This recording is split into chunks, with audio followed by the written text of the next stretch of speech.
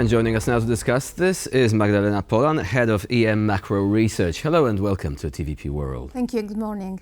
So let us first discuss the situation in Central and Eastern Europe in general. Apparently the prospects for 2025 are fairly optimistic. Some countries, such as Hungary or Romania, are expected to actually cross the 3% threshold when it comes to their growth figures. So what would you say is the forecast for 2025 and beyond for this part of the world? Well, let's start with 2024 first, and the numbers so far have been actually quite positive. Economies in Central and Eastern Europe are growing relatively strongly, and they are also defying the weakness in core Eurozone and especially in German exports. So we see that the strength of domestic demand, but also the strength of the export machine that Central Eastern Europe really is by now, is really supporting growth. And that should persist into 2025 and beyond, and growth indeed may reach 3%. They will also benefit not only from the domestic factors and exports, but also the resumption, at least for places like Poland, in the inflows from the European Union and investments supported by the, for example, Re-Energy EU, or from the Next Generation EU, or what is known as RRF in Europe. And I want us to turn our attention to perhaps a part of a fiscal situation in Poland, especially that is not so rosy, as the Poland's fiscal deficit now projected to reach 5% of GDP for the second year in a row has raised some alarms in the fiscal discipline. So the European Commission's recommendation to now launch an excessive deficit procedure signifies, I feel like, the need for immediate measures. So how do you think that Poland now can balance its defense needs with the requirement for sustainable fiscal policies? Absolutely. This will remain a question for years to come, not only in Poland, but also other countries in the region.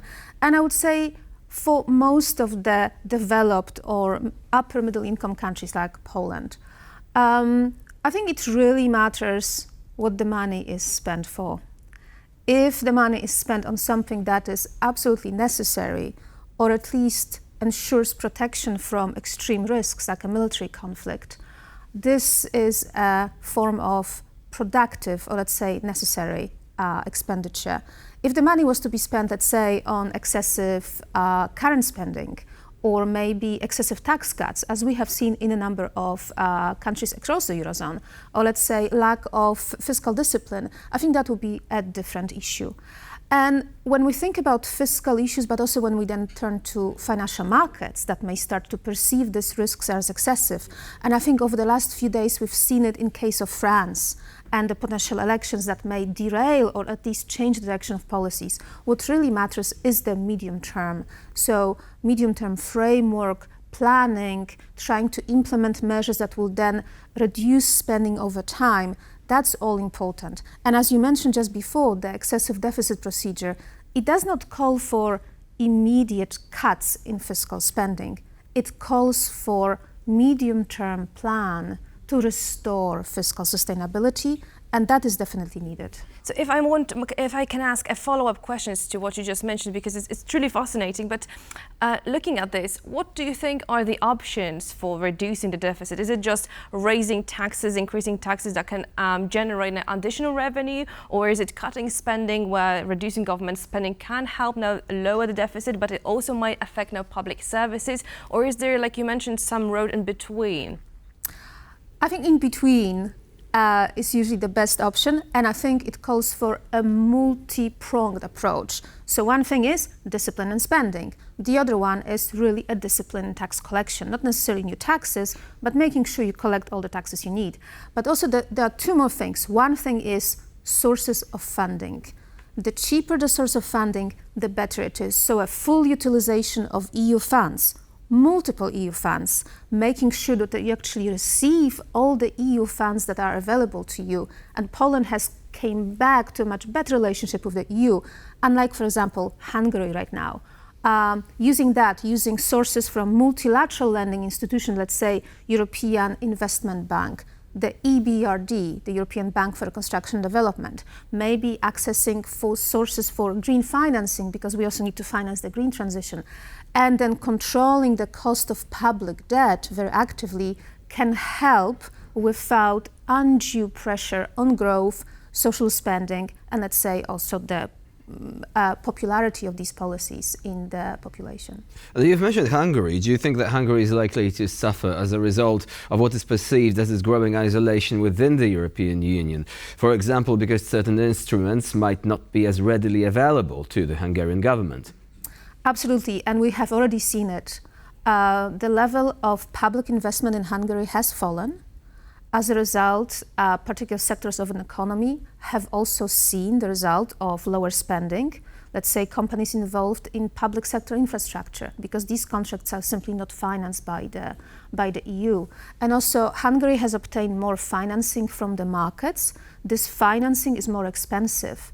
And as a result, even though last year Hungary ran a tighter budget, overall the cost of funding of public debt meant that the deficit widened last year. So having that relationship, not only for aspects of politics, relationship, or even perception by foreign investors, just having this as a source of stable funding for long-term investments, infrastructure investment, that then can in turn attract foreign direct investors who build factories, who support the export sector, that all can weigh both in the short term and in the long term. And following your thoughts, what you just said, lastly, in what ways do you think now CEE countries can adopt to manage now the inflation and supply chain disruptions effectively? What would be, like, let's say, the golden rule for our region? I think this region has a uniquely positive position. Forget for now about a conflict nearby in Ukraine. This region, and not only the countries that have already joined the EU, but countries that are on the edge of the EU, let's say like Serbia or other countries in the region, they are already integrated with the EU and the global production chains. And as investments relocate, the first countries to benefit from that are those that can already utilize the existing export links. And we see the numbers. Last year, Poland has received a record high number of FDIs. Countries in the region like Serbia, Romania, even Hungary, despite this rocky relationship with the EU, receives a lot of FDI. And that is an important driver of growth, employment. As you know very well, there's almost no unemployment in the region. But it also calls in question other things: energy security, supplies. These factories need energy. So energy transition becomes even more important to make sure that it's there and it's also well diversified.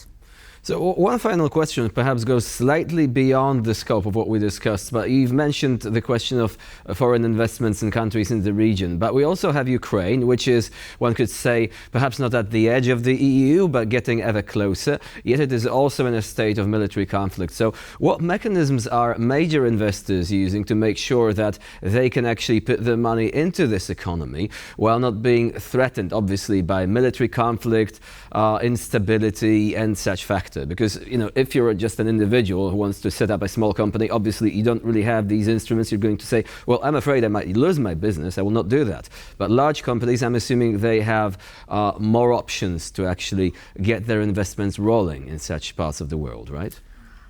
Of course, this will remain a concern for markets and investors. But I would say that the general expectations in the markets is that the conflict in Ukraine will not spread beyond its borders. Although, of course, we need to keep in mind the risk of escalation. But I think so far, this concern is not there.